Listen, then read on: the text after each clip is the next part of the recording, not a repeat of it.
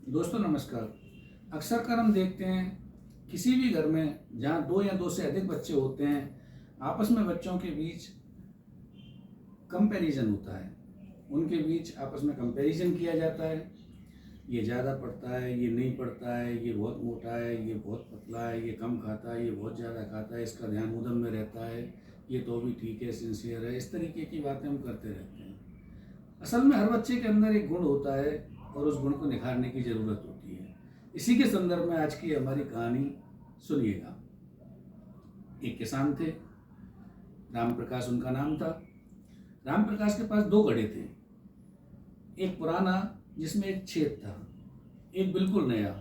तो अक्सर वो घड़े आपस में एक दूसरे को चिढ़ाते रहते थे, बातें करते रहते थे, डिस्कस करते रहते थे। तो नया घड़ा अक्सर कर पुराने घड़े को चिढ़ाते हुए कहता था कि तू तो किसी काम का नहीं है, पुराना हो चुका है, मालिक पानी लेकर आते हैं, तू आधा पानी रास्ते में गिरा देता है, तू तो अच्छा भी नहीं लगता, मैं तो बहुत अच्छा लगता हूँ। इस तरीके की बातें होती रहती हैं।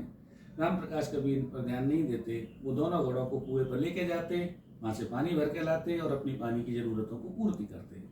एक दिन परेशान होकर पुराने वाले घड़े ने राम प्रकाश जी से कहा, मालिक अब मुझे आप त्याग दीजिए, क्योंकि अब मुझसे नहीं सहा जाता।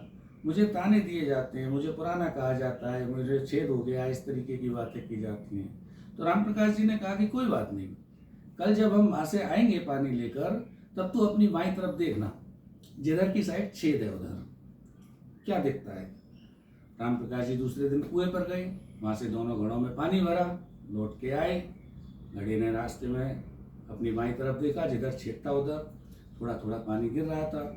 फुलवारी बनी हुई थी, फूल महक रहे थे, घास उगी हुई थी, बहुत सुंदर दृश्य था।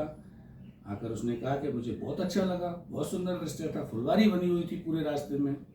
तो राम प्रकाश जी ने उसे बताया कि ये सब तेरे कारण हुआ है, ये सब फुलवारी, ये फूल, ये महक, ये घास, ये सब तेरे कारण हो पाई। क्योंकि जब मैंने देखा कि तेरे अंदर एक छेद है और उस छेद से पानी रिसता रहता है, तो मैंने बीज लाकर रास्ते में डाल दिए। उन बीजों से पौधे बने, पौधों से फूल अंकुरित हुए, छोटी छोटी घास उगी और वो आज फुलवारी बन गई। तो तेरे अंदर की जो कमियां हैं, उस कमियों को केवल कमी मत मान, तेरे अंदर कुछ अच्छाइयां भी हैं।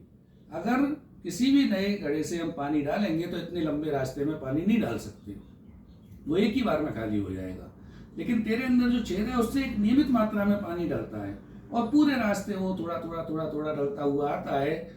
तो इससे फुलवारी महक जाती है, फुलवारी में पूरा प्रॉपर पानी चला जाता है। यही सब चीज़ें माँ बाप को, शिक्षकों को आज के बच्चों के संदर्भ में समझने की ज़रूरत है। हर बच्चे में एक अलग गुण होता है। कोई ज़रूरी नहीं कि सभी बच्चे पढ़ाई में परिपक्व हों, कोई ज़रूरी नहीं कि सभी बच्चे सिंसियर हों, कोई ज़रूरी नहीं कि सभी बच्चे एक ही गुण में संपन्न हो। सभी के अंदर अलग अलग गुण होते हैं। उन गुणों को पहचानने की ज़रूरत होती है, उनको निखारने की ज़रूरत होती है। तो माँ बाप का ये कर्तव्य है कि घर में वो उनको निखारें, उनको पहचानें। शिक्षकों का ये कर्तव्य है कि अपने दो शिष्यों के बीच जिसके अंदर जो गुण है उसको डेवलप करें, उसको निखारें, जिससे एक सुंदर समाज की संरचना हो सके। असल में किसी एक गुण से किसी भी समाज का निर्माण नहीं हो सकता।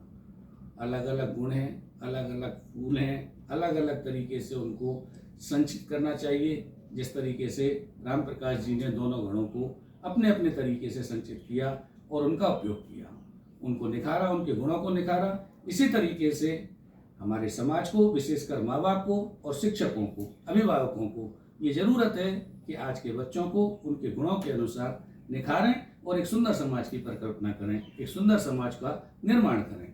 इसी के साथ अगले हफ्ते फिर मिलेंगे एक नई कहानी के साथ। नमस्कार।